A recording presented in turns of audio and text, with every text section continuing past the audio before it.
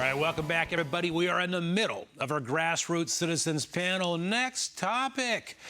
The Obamacare rollout in Hawaii cost over $205 million of taxpayer money to create the website, and the rollout produced 0 enrollees during the special enrollment period. Folks, 0 enrollees, I should say. Overall, there have been over only 8,500 individuals who have enrolled. That comes out to an average cost to taxpayers of $24,000, just under $24,000 per enrollee. Gianno Caldwell, what do you say? What do you make of this? I don't hear a whole lot of talk from the left anymore about Obamacare these days. No, you don't. And, you know, my first thought here was high cost, no value. And once I saw that $205 million price tag, I thought, man, Rick, maybe you and I should get in the website business if you don't have to produce anything. It makes sense to me.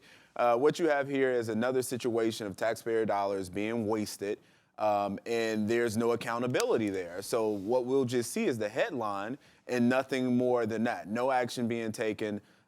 We've seen that states have received money for whatever with regards to Obamacare, and there's no special way of accounting for that funding. They can do with it whatever they just about want, and they can spend on websites like this, which I think $205 million is absolutely ridiculous. I don't understand how someone can charge that much for a website. I agree. $205 million for a website. You gotta be kidding me.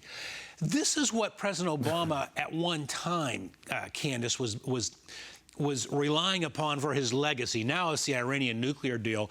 I believe that both are going to be his legacy, and both are going to turn out bad in terms of that legacy. What's your take on this story? This is an utter fiasco, and it's ridiculous. I mean, this is like eating cotton candy that has absolutely no substance whatsoever. And I think it's time that they pull this thing and put the death mark on it, because it's not going to be beneficial to anyone. What he tried to do, maybe in the beginning, might have been a good thing, right, but it didn't turn out well at all. It sounds like liberalism to me, Candace. It looked good on paper. It sounded good. We all wanted to embrace the good feeling of it, but when the rubber meets the road, it fails. Absolutely. Again, as I said, it had no substance, and I don't think they really did their homework in the execution of this. And I think as a result of it, you spent all of this money and you end up with nothing. Right. And so what's the true value of it at the end of the day? Now, Ryan, you're an undercover journalist. For viewers who may not know, I don't want to go too much in detail because you keep a low profile on certain things. You go in camouflage and different looks and so forth. You oftentimes have reported over the years undercover on the hypocrisy of the American media, of the U.S. mainstream media. Mm-hmm. You have any comments on this story as it relates to there's no sound out of the media, there's no peep, there's no whatever on this whole story? That's 0 signups. Right. No, the media is completely, totally, and utterly biased in favor. This goes to show that the Democrats don't have the knowledge that is required to run an economy full of businesses. When they're going to put a business out that's a complete and total failure, where they invest $200 million and come back with nothing. I mean, what would happen to a businessman that did that? He'd probably be getting, the mafia hits on him. Well, he certainly wouldn't be paying he or she would not be paying $205 million for someone to make a website for the company.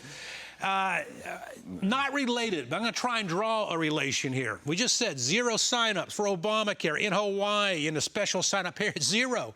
Meanwhile, ISIS has had over 17,000 people sign up for it worldwide. That number is twice the number of people who signed up for the French Foreign Legion.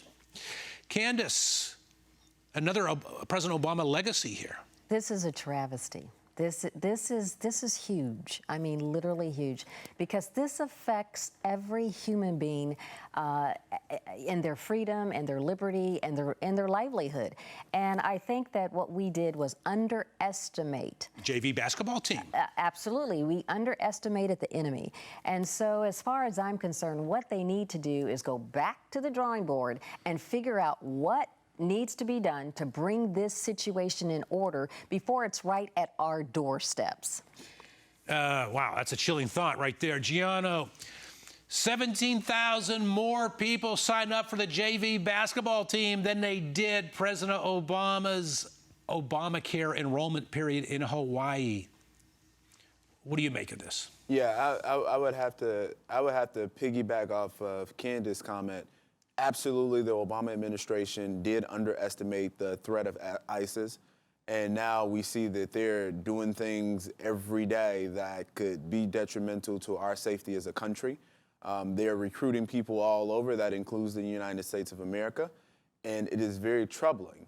But nowadays, when I watch these news shows, I see folks that are going on saying, hey, this is actually going to be good because we have new strategies that's coming forth that's going to defeat ISIS.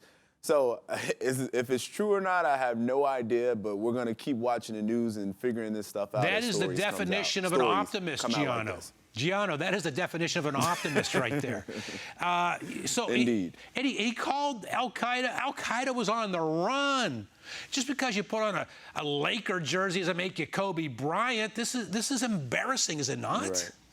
This is beyond embarrassing. The whole world is under, right now, the stamp of ISIS. And every country needs to unite right now and figure out what needs to be done and do it swiftly and quickly. This pandering and kind of, trying to, gingerly handle this situation, it's not working. It's not effective at all. Ryan, your good friend James O'Keefe put on an Osama bin Laden mask and crossed the Rio Grande River there in Texas. Anything you might be doing that you can tell us about it related to any of these stories undercover? Not national security right now, not until June. But I think that I think Obama underestimated ISIS. I think ISIS is engaged in a media campaign. They're creating a winning mentality. I don't know that it's all true. Just like as was said, we don't know if they really recruited 17,000 individuals. But I'm glad that is in the media because now the American public is going to force the administration to take a very serious look at this and to approach it in a serious way. All right, when we come back with more of our panel, Sidney Blumenthal has been subpoenaed by a House committee. We'll talk about that and other stories with our Grassroots Citizens panel. From the Edge of America, I'm Rick Amato. Don't go anywhere.